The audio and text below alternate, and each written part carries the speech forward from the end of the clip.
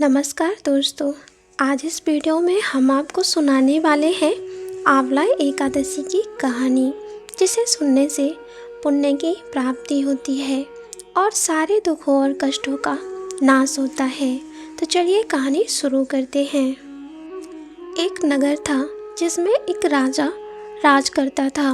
वह राजा बहुत ही दानी और प्रतापी था। वह रोज ही 1.25 आंवले दान करने के बाद ही खाना खाता था।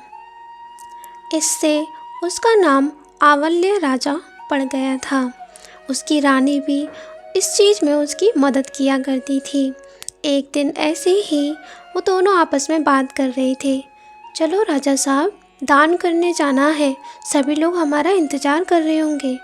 इसके बाद वो दोनों ही लोग अपने घर से 1.25 आंवला लेकर अपने राज्य की ओर निकल गए, जैसा कि वो हर रोज़ किया करते थे।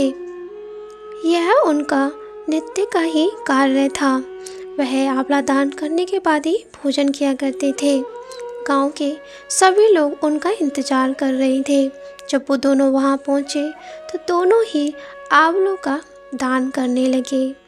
ये बात पूरे राज्य में फैली हुई थी। जब ये बात उस राजा के बेटे और उसकी पुत्रवधू तक पहुंची तो ये बात उन दोनों को बिल्कुल अच्छी ना लगी और वो दोनों ही राजा और रानी से नाराज़ थे और वह उनसे बात करने के लिए राजा रानी के पास आए। पिताजी, आप इतने सारे आंवले दान कर देते हैं, भला इतना सारा पैसा कहाँ से आएगा? ऐसे तो हमारा खजाना खाली हो जाएगा। मुझे ये बात बिल्कुल पसंद नहीं है। आप आज से आंवलों का दान नहीं करेंगे, आप समझ गए? मुझे ये बिल्कुल पसंद नहीं। इससे राजा रानी दोनों बहुत दुखी हुए और वो ये दुख बर्दाश्त नहीं कर सके।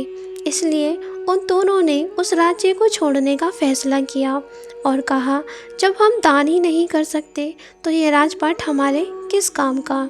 इसलिए हम इस राजपाट को छोड़कर यहाँ से चले जाएंगे। और दोनों राजा रानी ये बात कहते हुए वहाँ से राजपाट छोड़कर अपने दूसरे मार्ग पर निकल जाते हैं, जहाँ वो दान कर सके। तभी राजा कहता है, रानी, यदि तुम मेरे साथ नहीं जाना चाहती तो तुम बिल्कुल मत जाओ। लेकिन रानी साथ चली जाती है।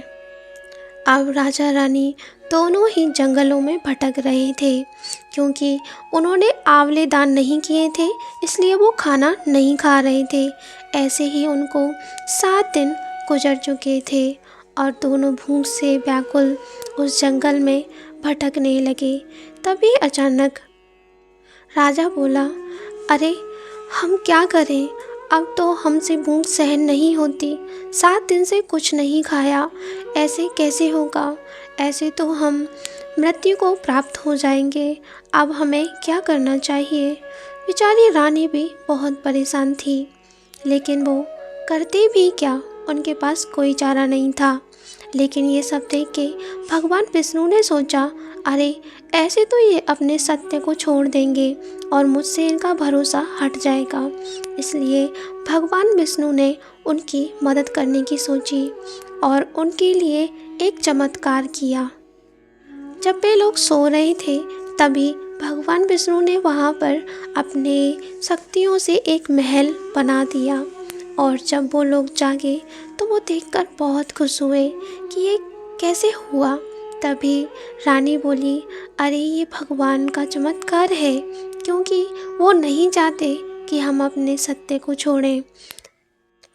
भगवान ने उस महल के साथ में उनके लिए बाग बगीचे और बहुत से प्रबंध कर दिए थे, जिन्हें देख के दोनों ही बहुत खुश थे। तभी राजा कहने लगे, रानी देख, कहते हैं सत मत छोड़े, सूरमा सत छोड़या पत जाए। सत की छोड़ी लक्ष्मी फिर मिलेगी आए। आओ नहा धोकर आंवले दान करें और भोजन करें। राजा रानी आंवले दान करके खाना खाया और खुशी खुशी जंगल में रहने लगे। उधर आंवला देवता का अपमान करने की वजह से, माता पिता से बुरा व्यवहार करने के कारण बहू बेटे के बुरे दिन आ गए। राज्य दुश्मनों ने छीन लिया, दाने दाने को मोहताज हो गए। तभी उसका बेटा बोला, अरे तुमने मेरी मति को फेर दिया था। मैंने अपने पिताजी से ऐसा बुरा भला कहा, मुझे नहीं कहना चाहिए था। मेरे कहने के दुख के कारण वो यहाँ से चले गए और इसी वजह से हमारी ये दशा हुई है। अब क्यों दुखी होती हो? ये सभी हमारे कर्मों का फल है और हमें ये सब भुगतना ही होगा। इसीलिए दोनों लोग वहाँ से निकल गए काम की तलाश में और घूमते घूमते वो उसी राज्य में पहुँच गए जहाँ पर राजा रानी राज कर रहे थे। और उनकी हालत इतनी बिगड़ गई थी कि वह राजा के पास पहुँचे और उन्होंने उन्हें काम पे रख लिया और पहचाना भी नहीं। तभी एक दिन उसकी बहू अपनी सास के तेल डाल रही थी। तभी वह उसकी पीठ पर एक मसा देख लेती और कहती है, मेरे सास के भी ऐसी मसा था, वो बहुत अच्छी थी, आंवलों का दान करती थी, इसलिए मैंने उन्हें रुकवा दिया उनके बेटे से कहकर। इस बात से दुखी होकर वो लोग वहाँ से चले गए और हमारी ये दुर्गति हो गई। इस बात को सुनकर उसकी सास ने उसे पहचान लिया और उन्हें सारी बात बतलाई कि हम ही वो दोनों हैं। इसके साथ उन दोनों ने अपने बेटे को और बहू को क्षमा कर दिया और वहाँ पर ही उन लोगों को अपने पास रख लिया, एक राजकुमारी और राजकुमार की तरह। हे भगवान, जैसा राजा रानी का सत रखा वैसा सबका सत रखना और कहते सुनते सारे परिवार का सुख रखना।